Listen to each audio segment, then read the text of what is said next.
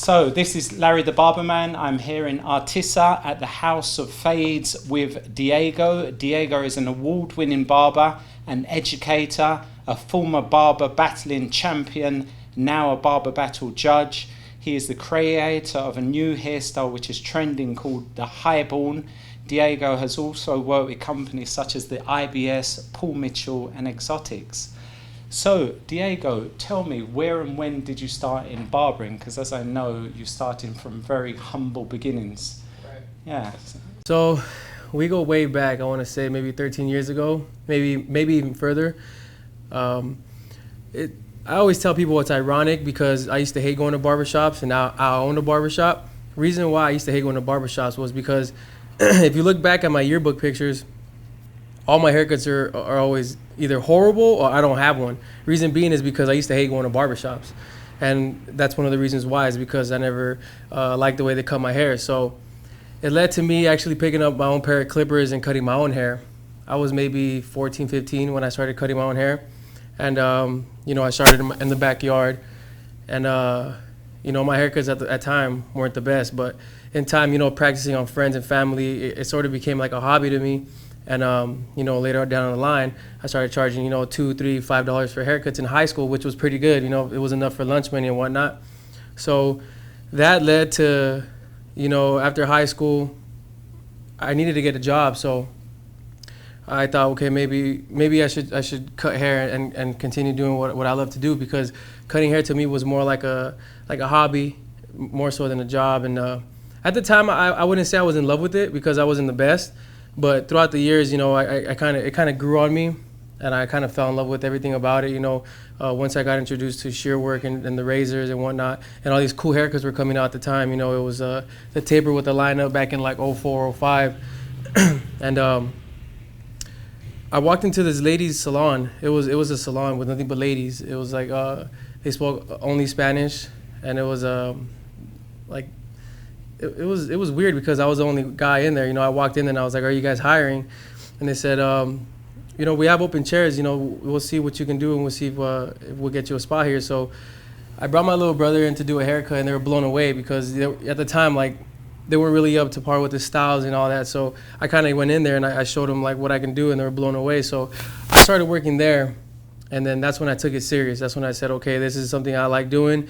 I can make good money off of it." And at the time, this was before social media. This was before Instagram, YouTube, and all that. So we didn't have tutorials and classes like we do today. So I had to learn everything on my own. Messing up, on friends, on myself, and all that. So fast forward 10 years later, here I am today. I opened up House of Fade 2013.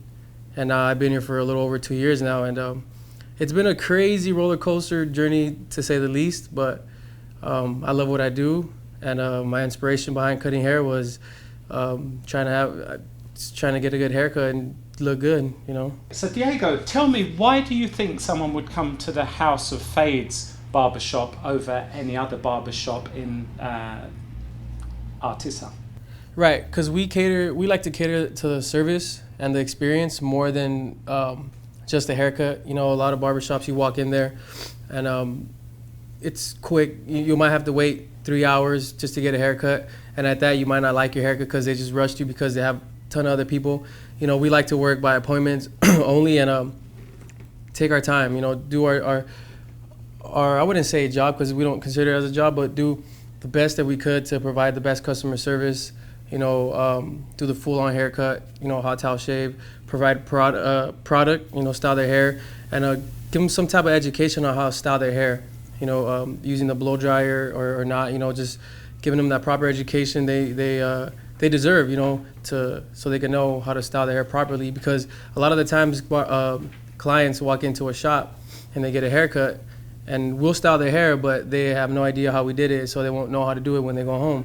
So we like to, give them that knowledge, that proper knowledge, and tell them how to properly style their hair and whatnot. But we cater to an experience. It's more than just a haircut here. The vibe. It's more like a family atmosphere. You'll come, and you'll you won't wait because you have an appointment. And if we can't get to you at the time, we tell you how things work around here, so you can schedule an appointment later on. So it's not like one of those where you come in and we don't pay attention to you and you're in and out type thing. It's more like a family environment. We're friends with all of our clients, and that's one of the reasons why I would say people would come here versus anywhere else. Okay, so it's not just a good haircut; it's a good client experience. It's also, I don't know, they're like your friends. Exactly. Yeah.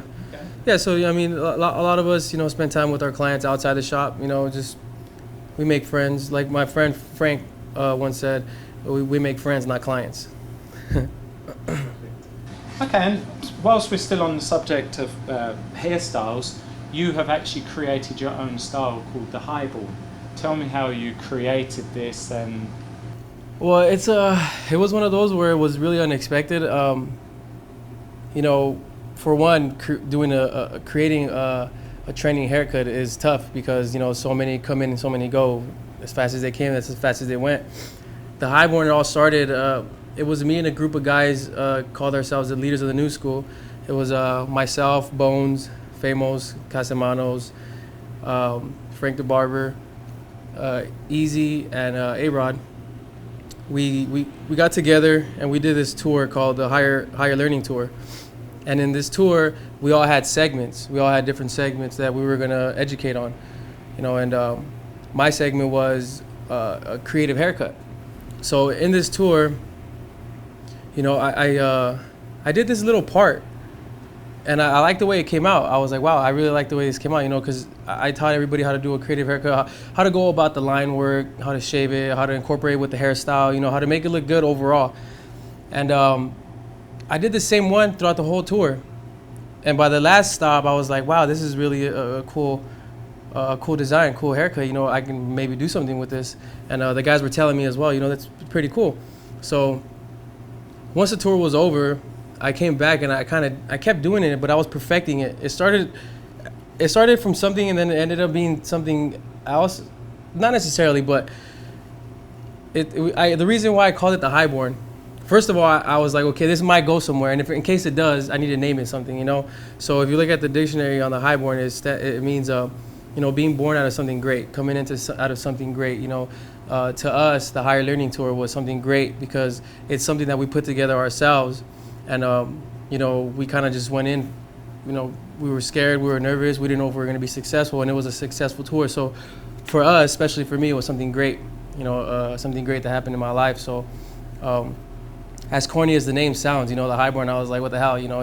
It's a creative haircut. So give it a little creativity, out of the norm type thing, outside the box. So I kept doing it. I posted it up on social media, and people were trying it. People kept tagging me in it. Oh, the Highborn, and it was going somewhat okay. And then I did this one, the 3D version of it, and the 3D version, that's the one I believe kind of blew it up, because after that one, it was just like, wow, something so simple could be something so big, and it ended up being, I would say, the #1 trending haircut of all time, because I got tagged as far places as the UK, Spain, Brazil, Canada, all over the States, everywhere, and it reached over 10,000 hashtags from the Highborn and Highborn combined. And I did this YouTube tutorial on it, and it's almost at 300,000 plays.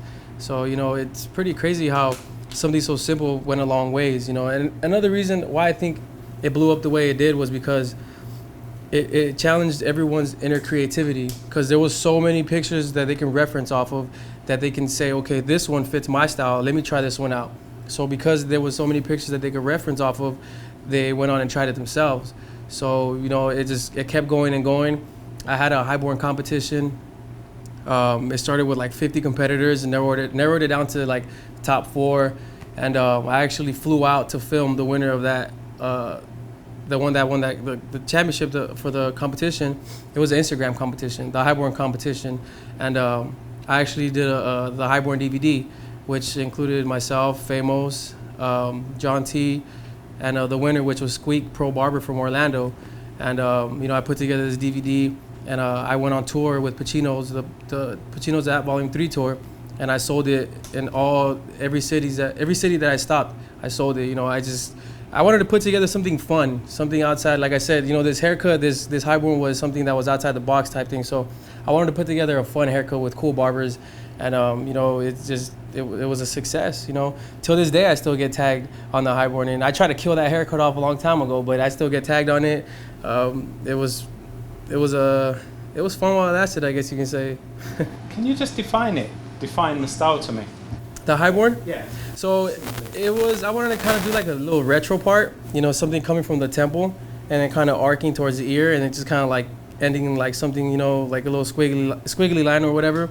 So that's my intent. That was my intention, doing like a little retro part, and I ended up calling it the Highborn. And I guess a lot of people did it, and a lot of clients asked for it because it didn't interfere with the top at all. It was just on the side, and it was kind of like an edgy haircut that gave it that extra to make it look that much better, So that's what it was. It was just a part, and that was it. Perfect. And you're a former Barber Battling champion. Tell me some of the battles that you have won. Well, my very first battle I competed was the Exotics Barber Battle in, I want to say 2012, I believe. Yeah, 2012 in Inglewood, California.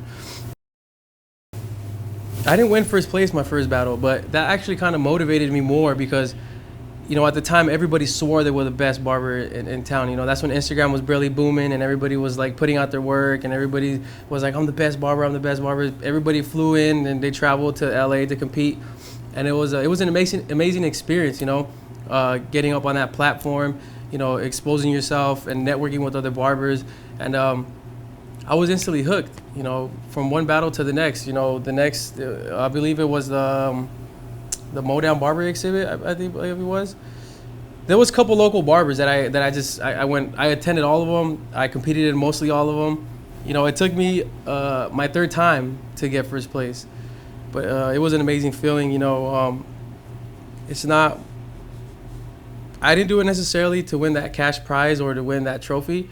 Like I said, it was more because I fell in love with competing, and that's why I did it so many times.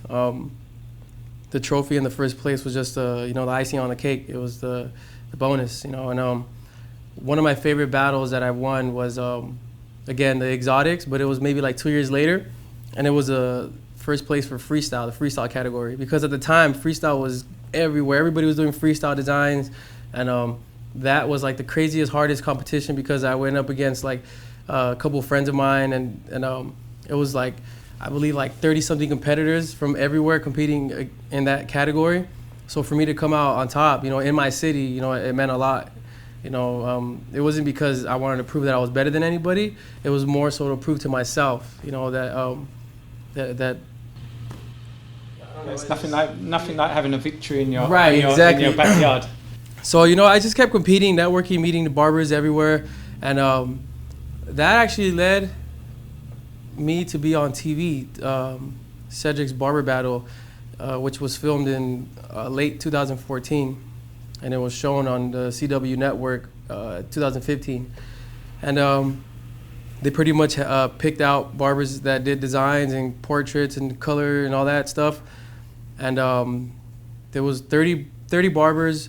3 each episode, 1 winner per episode. I ended up winning my episode, which I got a Barber Battle champion belt and $15,000 on top of that. So it's crazy because it's something that I never in a million years thought that would lead me a role on TV, yet alone winning $15,000 just to do something that I love. If you go back and watch that episode, towards the end, I say I basically got paid $15,000 for 2 haircuts, because it's true. I did 2 haircuts and I got paid 15 grand, and it's crazy, But those are my 2 most memorable wins, I would say, is winning that first place freestyle in my hometown, and going on the show, winning first place in my hometown, representing my hometown, keeping that belt in my hometown. So I've won many awards, not to brag or anything, but it's just, it's opportunities that I created for myself, and these chances that going to these events and like actually meeting people and whatnot. After a while, people started seeing, okay, this guy's really, killing the game. So from them knowing that I've already been through all that, I started getting booked to judge these barber events, barber battles, nationwide and outside the states, and it's just something so crazy how a pair of clippers could take you that far. I got in 2015 I got awarded. What was it? It was I got an award at the Modown for, I guess, for the positive role model that I try to be for the young and up and coming barbers. And just this year in New York, Barbershop Connect had an event, and I got awarded with a Barber of the Year. So, to get recognized and be awarded for the hard work and dedication that you put in, day in, day out, it's a good feeling. It's a good feeling, and I salute everybody out there that goes and competes and represents themselves and networks and gives themselves that exposure and creates opportunities for themselves, because if I could do it, anybody else can. Okay. Tell me a little bit about the kind of numbers of people that will come to watch these events, because I don't know if you know, in the UK we haven't had any battles really? of that kind of nature. Champs, who you spoke to the other day on FaceTime, he's having one actually on my birthday. Really? In the UK, so I gotta be out there. Yeah, well, talk me through the numbers, what England can expect if we kind of push forward with this barber battling right. It depends, there's local battles that barbershop owners and just barbers themselves throw or host, I should say. Those are in the hundreds. There's barber battles that companies throw, like Exotics, the Modown, the IBS, the Hot Hands and all that. Those are like in the thousands. And there's a couple barber battles out there that are in the high numbers, like the CT Barber Expo. That one brings in like I think this year was like 6,000 people in and out. Shout out to Jay Majors, by the way. He had me there as a judge last year and this year as well. Yeah, so you have the CT Barber Expo, which is one of the biggest ones. They call it the Super Bowl of barber battles because everybody and their mother goes. If you're a barber and you're trying to network and get your name out there and meet people and just create these opportunities for yourself, that's the barber battle to attend. So it could be from the hundreds to the thousands. It just depends where you go and who throws these events. So in the UK, if it's one of the first ones, I can tell you a lot of people are going to show up, because like me back in the days when I went to my first barber battle, I was excited. I was like, what? There's a barber battle? There's people from all over the place coming. There's vendors. There's t-shirts I could buy. Because back then it was like, oh, you want that t-shirt, you have to either drive a million miles away or purchase it online. But these barber events, they give you an opportunity to buy these t-shirts and hats that you see online.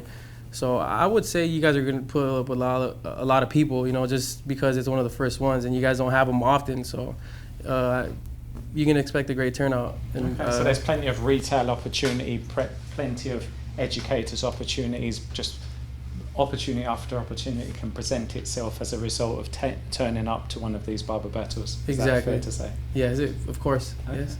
Perfect.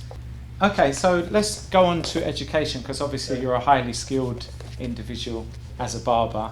In terms of education, what education do you put out there to help up and coming barbers, or barbers that feel like they need to up their game and they would like to emulate your style or your success? Right.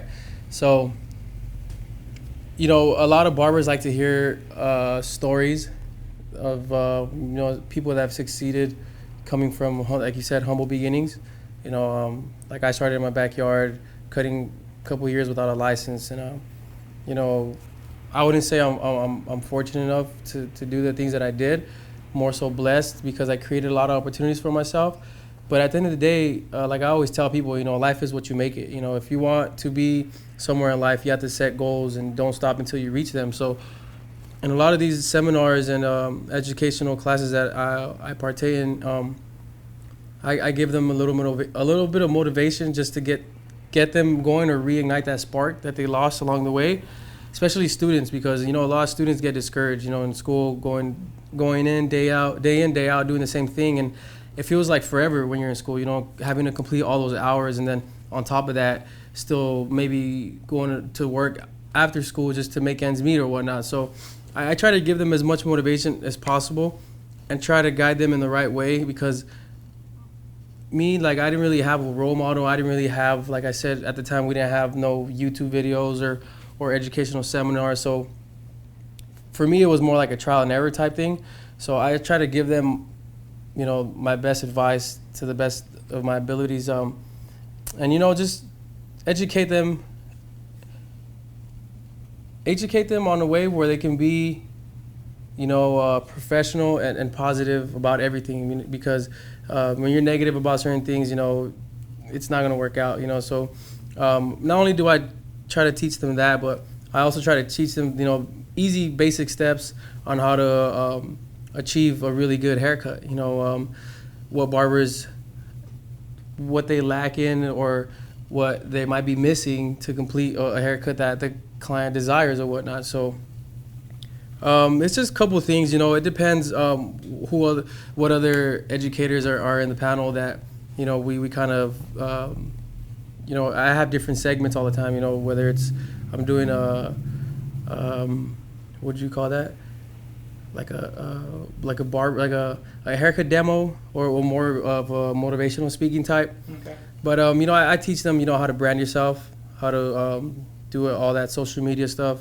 I try to tell them go to these events, go to these barber battles, showcases or meetings or whatever, because like I tell everybody, you never know whose hand you're gonna shake or who you're gonna meet.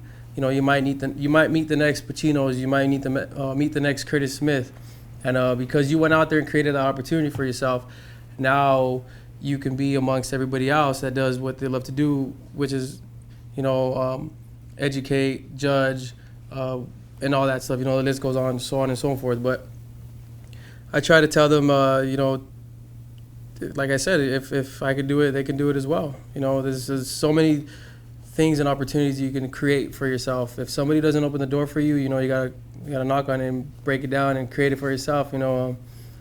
Julius Caesar says, "Empty mouths don't get." What is it? A closed mouth doesn't get fed, yeah. And that's very true, because if you don't say anything, no one's gonna know.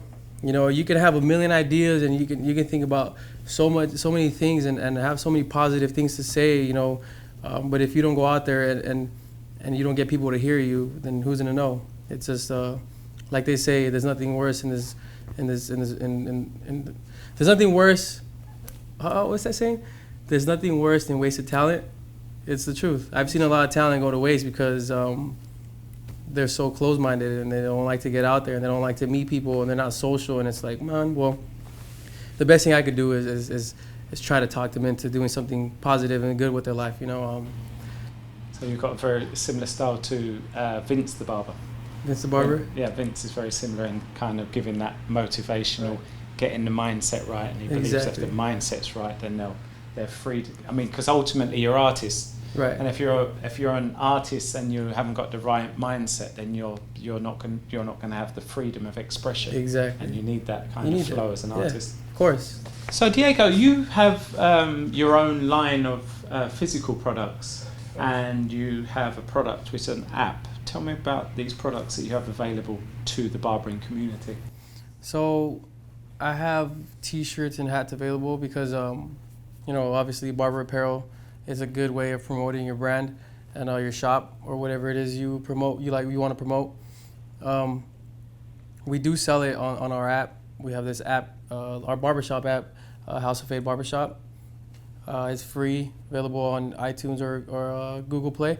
And pretty much what it consists of is you can book an appointment with any of us here. It gives you our information and our background and a little bit of information, so you get a better feel of who you're gonna get a haircut with. It gives you our bios. Like I said, you could buy it. It has like an online store on there. We have videos. We have a couple tutorials. It comes with, and it has a couple other features. We've had the app for almost a year now, and it's helped out a lot. It's a one-stop shop type thing where if you download the app, you can do it all. Buy a hat, buy a t-shirt, buy a product, book an appointment, find out a little bit about us, watch some videos, get the address, phone number to the shop, all of that. So instead of having to go on Instagram to see one thing and then going on YouTube to see another and having to find out where to make an appointment, it's like everything's all bundled up into one. So it's easier for everybody. How everybody nowadays wants it quick and easy. So it's like, boom, app, let me see what they got now. Boom, boom, boom, quick. That's it. Okay. And do you use that to promote yourself to the barbering community as well? It's just not just the public, is it? In a way, yeah. Like I said, it's somewhere where people can buy our online merch. Okay. It was designed mainly for the clients and our customers, but it does help out with networking and the barber community as well. You know, if they want to see, for instance, the Highborn tutorial, it's on there. It's and it's all about branding. You know, it's a good way to brand the shop. You know, we have our app, so not only does it make it look official, but it is official. Like I said, you can pretty much do it all on the app. So it helps out both the public, the industry, the people, everybody. So it's a win for everybody, including myself, because it makes everything so easy. You know, it's linked to my my online booking system, which is GoPanache, and that pretty much takes care of it. That pretty much takes care of all my bookings on itself for itself. And me and my clients both love it because it's convenient for everybody. I don't got to worry about having to text anybody back and forth to schedule an appointment. They can go through my app and book an appointment. They see my days and times available. They book an appointment. It's easy as 1, 2, 3, and they come and everything's smooth. And you don't only have your own brand. You're actually a brand ambassador for the Pacino brand. Yeah, Tell me how you got to work with Pacino, because he's massive at the moment. I mean, he's in Target, he's jetting all over the place like a, you know. Yeah, so I mean, I met Pacino's at a barber event. You know, at the time I had heard of Pacino's, and I had downloaded his Pacino's app Volume 1 before I had ever met him. And he was in town, and I attended the barber event. I was actually DJing the barber event that he was judging, which was the Mowdown in Santa Ana, California. And, we met, and we kind of hit it off. You know, he was a cool guy. I'm the type of guy that I go based off of vibes, and so does he. So from day one, you know, it was good vibes. It was just like, all right, you know, good meeting you, see you around. And the more I attended these events, the more I saw him, and the more we connected and became friends. And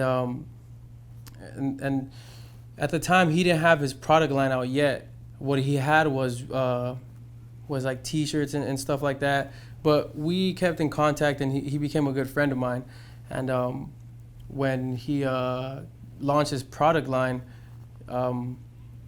he actually sent me a care package with like the razor, the feather razor, texturizing shears. What else was it?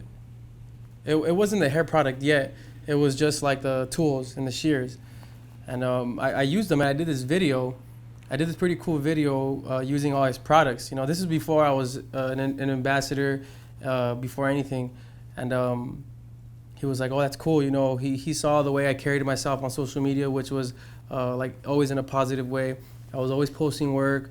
I was always trying to, just network with everybody. And he saw that I was going to all these events, you know. So when he launched his hair products, his pomade and cream, the matte, he actually contacted me and asked me to be an ambassador. And from there, I was just like, wow. You know, this to everybody, to a lot of these barbers, you know, that's like a major achievement, you know, a big goal to accomplish, because, you know, he was the, I still see him as a pioneer in this game. You know, he's the one that paved the way for a lot of us to do what we do today, you know, branding yourself the way he branded himself and the way he carried himself and what he did. And what he does opened a lot of doors for a lot of people, such as myself. And, I got sponsored by him, and then from there, it's crazy. Right after I got sponsored, we filmed for the Pacinos app Volume 3. And then shortly after that, we went on the Pacinos app Volume 3 tour, which consisted of 26 cities and states in the States. And then we also did Canada and Brazil. You know, so it's just been a crazy, amazing experience being an ambassador for Pacino's signature line. And the products, I love the products. I use them all for every single one of my haircuts. You know, I charge a little more than usual, but that's because of what I provide to the clients. You know, it's like I said, it's more of an experience. You know, after every haircut and during the haircut, you know, I'll use when I'm shaving them with the hot towel shave, you know, I'll do the beard oil, the shave cream, the lotion, the shaving lotion, the whole shave system, right? And then afterwards, I'll apply either the matte, the cream, or the pomade, which is the three main products that are being used right now, because one's dry, one's like a glossy looking one, and one's really shiny. So I provide all my clients with the Pacino signature line, and they love it. You know, it's an amazing experience what they get. You know, he has a beard oil, so I apply to people that have beards, I apply the beard oil. And then he has a razor bump soother for a lot of people that bump up, you know, during shaves or after shaves, they bump up or get red marks. You know, a lot of his products cater to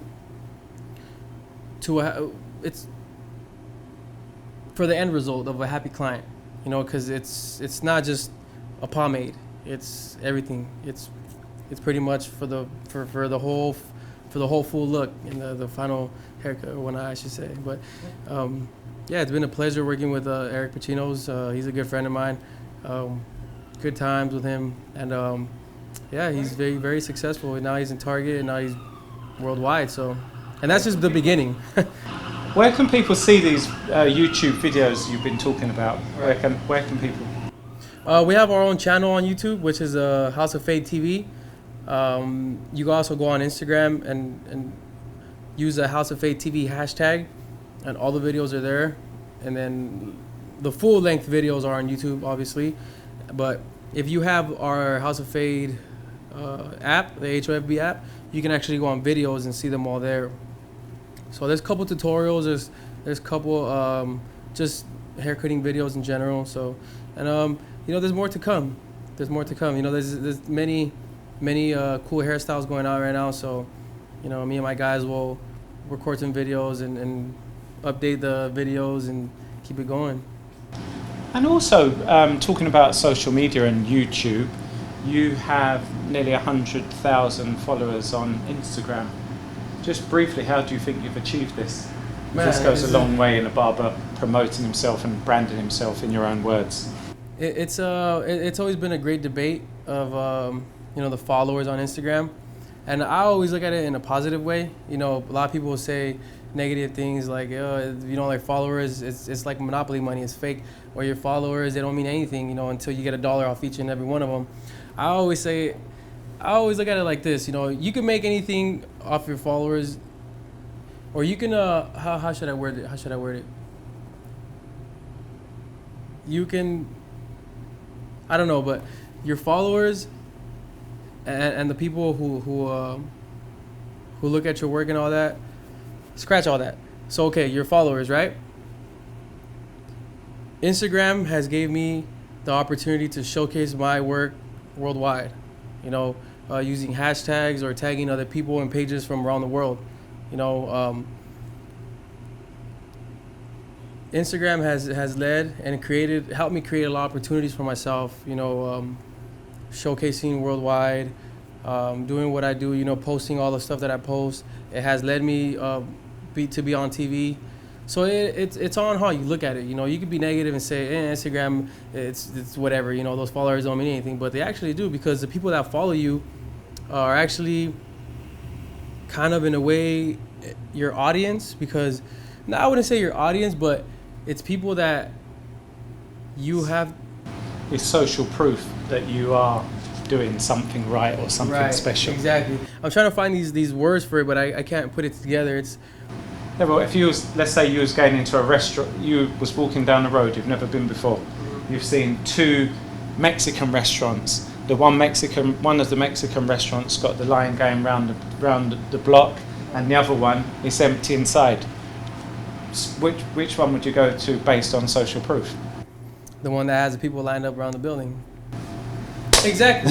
So this guy has 100,000 followers. What is he doing that he has that many followers? You know, so that obviously, you know, gets your attention, you know, and it all goes back to how I even got sponsored and became an ambassador. You know, was the work that I was posting, you know, the positive things that I was doing, kind of, you know, posting everything as far as like my whole journey and the process to when I used to work for somebody at a different shop to now opening my own shop and being my own business owner, and traveling the world. I like to put out as much as I possibly can so people could see, that if you use it wisely and correctly in a positive way, that could be them as well. So I thank everybody that's been following me, everybody that's been rocking with the movement, since day one. To all the new people that have been following me, I appreciate you, and there's much more to come. 100,000 followers off the checklist. Now let's go for 1 million. Indeed, that's so it sounds funny, but I mean, if you look at Instagram 2 years ago, and people that were hitting 5 figures, it was like, gosh, and now people are hitting 6 figures, and it's like it's nothing. Do you know exactly. what I mean? Yeah. So yeah, it's a blessing. I count my blessings, and I look at everything in a positive way. 100,000 followers might not mean anything to the person next to me, but to me it actually does. I've made a lot of great friends in this industry through social media, through Instagram. I have friends in Mexico, Brazil, Canada, and all throughout the States because of Instagram. Like I said, it gives you an opportunity to not only showcase your work worldwide, but it also gives you an opportunity to link and network with people from another country, another state, and do things together. I'm living proof of all that. I've done things with people from Miami, Chicago, Canada. I've done things London, exactly. So, if you have 10 followers, 100 followers, 1,000 followers, it doesn't matter. Just always stay true to yourself. Be you. Carry yourself how you're supposed to carry yourself, and you never know. You'll go from 5 to 10 to 100 to 1,000 to 10,000 to 100,000. I never really saw it or did it because of the followers, and my motivation really never was the followers, but it also, in a way, kept me going because I saw and I knew that I was doing something right because my numbers were going up. So. Okay. So in closing, Diego, what words of advice would you give to barbers that may be down on their luck, or the young 22-year-old aspiring to be someone just like you? Man, someone once told me, do it for the love and the money will follow. And I saw this, one of my favorite DJs of all time, DJ AM, and I could incorporate it and I did incorporate it with barbering. His famous quote was, find something you love to do so much that you do it every day for free, and then find somebody that will pay you for it. And it's true. Barbering, if you're a barber that's struggling to get clients, do it for the love. Fall in love with the art and the craft first, and the money will follow, like I said. Then find somebody that will pay you for it. Go out and look for your clients. If you're that barber that's sitting in your chair waiting for a walk-in, it's most likely not going to happen. You're most likely not going to be successful. You got to get out there, pass out business cards, go to these barber events, get your name out there, put in work, meet people, talk to people, and like I said, create opportunities for yourself. Stay positive, motivated. Like I said, if I could do it, anybody can. I'm a kid that didn't even graduate from high school, and my parents thought I was going to be a screw up my whole life. Following my passion and the love for barbering led me to owning my own business, traveling the world. So if it's you, if it's somebody that's second guessing the career of barbering, it's gonna happen. It happened to me many times. From being broke to being fired at different barbershops, and being irresponsible at the time. It's all a learning process. You're gonna fall, and you're gonna have to learn how to get up in order to be successful. It doesn't happen overnight. You have to put in the work to get to where you want to be. And like I mentioned earlier, ultimately life is what you make it. If you want to be stuck at a 9 to 5, hating your life, hating your job, that's your fault. You're allowing it to happen. If you want to be great and you want to cut hair and make lots of money and travel the world, set goals. Don't stop until you achieve them. The only person that can stop you from doing something is yourself.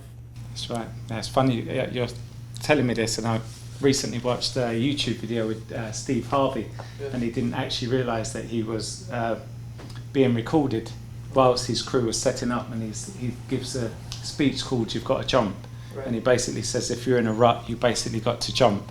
It's like jumping from a parachute of height. He said, on the way, you're going to get skin torn off your back, you're going to get skin torn off your legs, but you have to jump. You have to jump, yeah.